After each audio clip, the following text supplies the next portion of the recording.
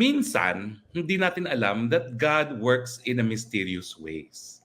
Sino ba namang ang mag-aakalain na yung desisyon ng DOJ na isampa ang kasong kriminal kay Pastor Apollo Kibuloy ay magiging dahilan para itigil ang trial by publicity laban sa kanya. Yan po ngayon ang pinag-uusapan ng Senado, no? Kung dapat bang arestuhin itong si Pastor Apollo Kibuloy for contempt dahil hindi raw siya sumipot matapos siya mabigyan ng summons na umapir.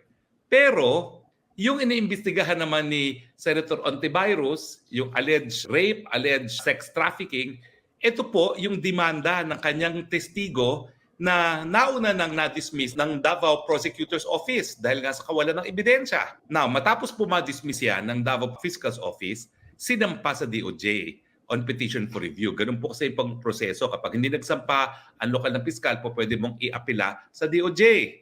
At siyempre, hindi naman tayo nagtataka na binaliktad ng DOJ ang desisyon ng mga lokal na piskal na nakakaalam ng actual na pangyayari. At ngayon ay dinesisyonan na sampahan si Pastor Kibuloy. Alam nyo bang paboryan kay Pastor Kibuloy?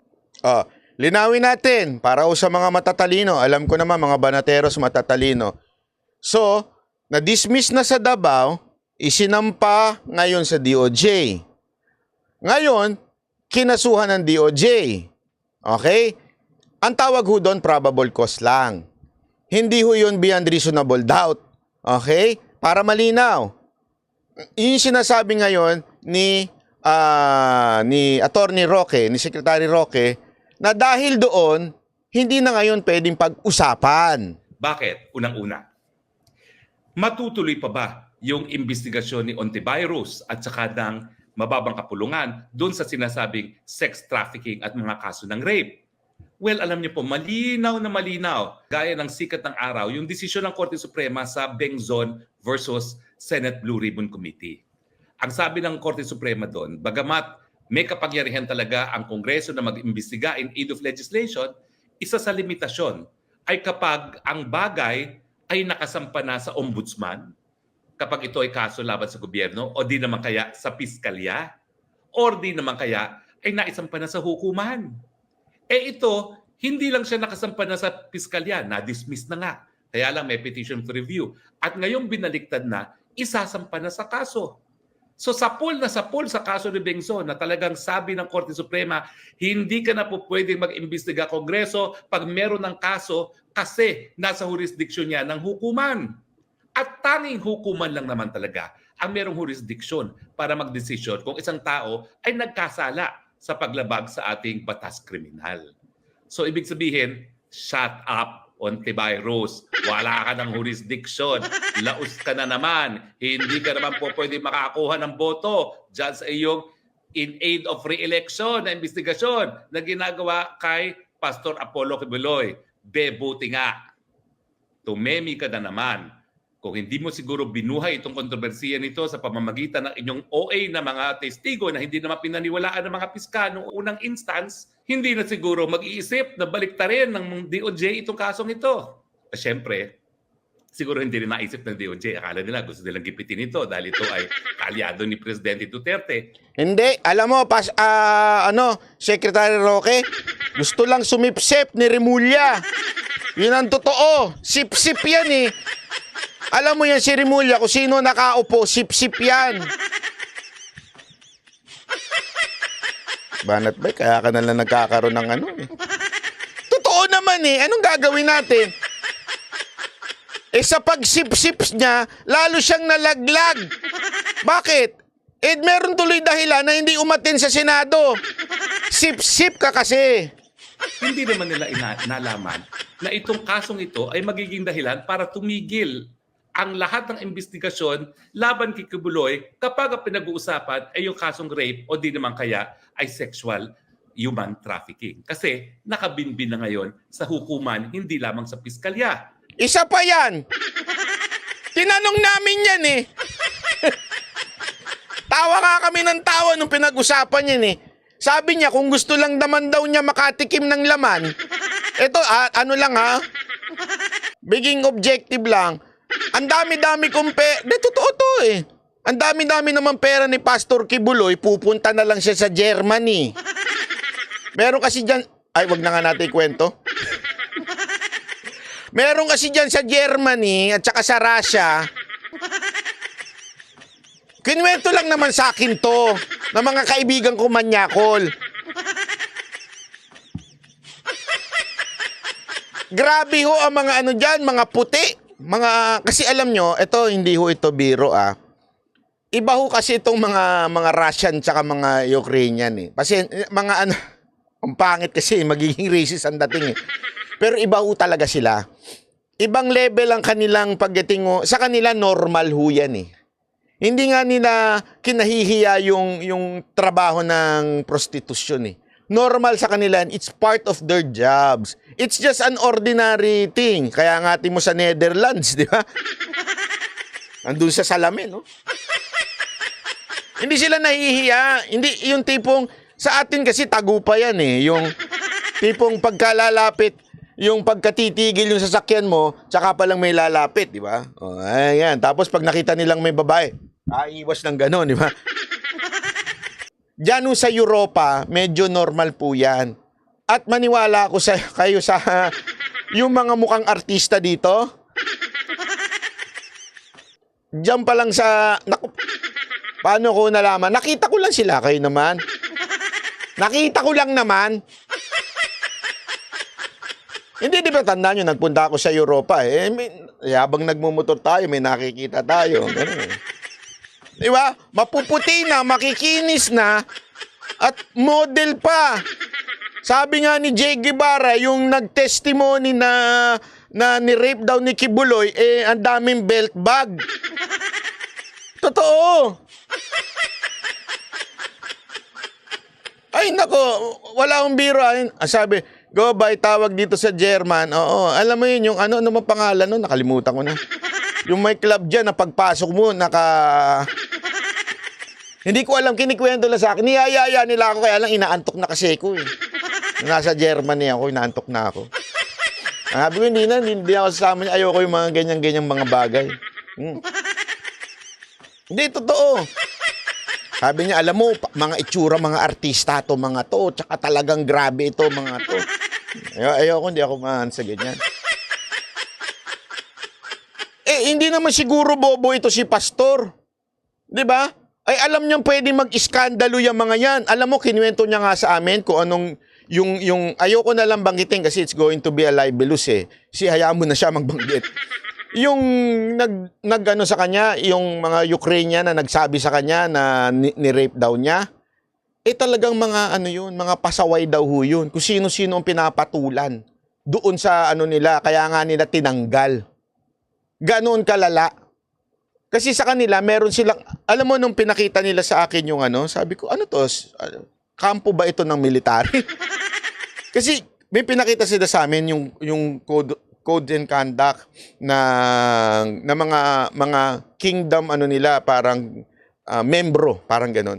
Grabe ang higpit. Sabi ko, pambihirang buhay ito. Ano ba talaga to? Military training ba ito? Ano? Kaya nga doon mo mapapansin na hindi Tapos may isa pang server doon. Hindi server na ano, worship server. Yung server na parang waitress. Mistisa. Nadidistract ako tuwing nagbibigay ng tea. Kasi tagal namin, 4 na oras kami, mahigit, 5 oras kami nandun. Nasiserve ng tea, talaga nga namang nalunod ako sa tea. One more. Sabi ko, one more. Siyempre.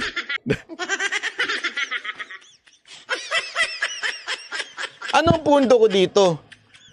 Malabo ho Kaya nga 'di ba yung mga paliwanag nga ho nila, ilang taon ka nang nandyan? 8 years ka, tas ngayon mo lang sasabihin ni rape ka? Hindi totoo O sabihin mo ng 6 years, tsaka mo lang sasabihin na ni-rape ka?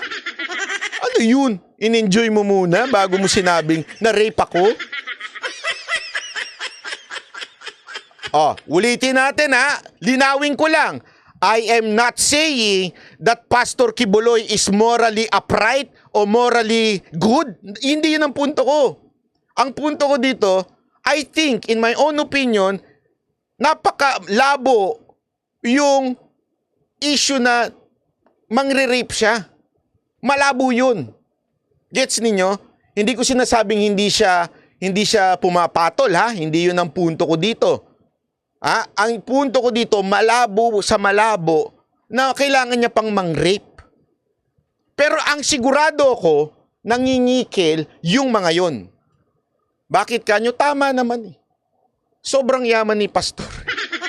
I mean, sobrang dami niyang pagmamay-ari. Nakakagulat to, ha? Nakakagulat to. Yung sinabi nilang, yung ipinaubaya kay Pangulong Duterte, hindi ginagawa yan ng mga mayayamang pastor sa Amerika. Maraming mayayamang pastor sa Amerika eh. As a matter of fact, tinanong ko pa nga yan kay Pastor Kibuloy. Pastor Kibuloy, ano ba kayo? Sira ulo rin eh. Medyo minsan yung bibig ko kasi pasmado eh. Ano ba to? Wait. May term dito eh. Meron time. Sandali. Nasa dulo ng dila ko. Pakibasa na lang. Hindi. Yun. Tinanong ko talaga sa kanya, Pastor Kibuloy, prosperity church ba kayo? Alam niyo yung mga prosperity church sa Amerika? Ang dami niyan. Di ba? Dito mo mapapansin na si Pastor Kibuloy hindi prosperity church. Bakit? Hindi kasi tandaan niyo iba yung prosperity church at yung mayaman ng church. Anong pinagkaiba nun? Okay? O yung prosperity preaching. Ang prosperity preaching, pag hindi ka mayaman, hindi ka pinagpala ng Diyos. That's prosperity teaching. Yun yung tinatawag na less righteous ka pag hindi ka binless ni Lord. Hindi ganun yun. Okay? So, yun ang tinatanong ko dito. And sinagot din naman niya yun. Sinagot niya na hindi kami ganun. Pero we believe that if you give, God will bless you. Which is true.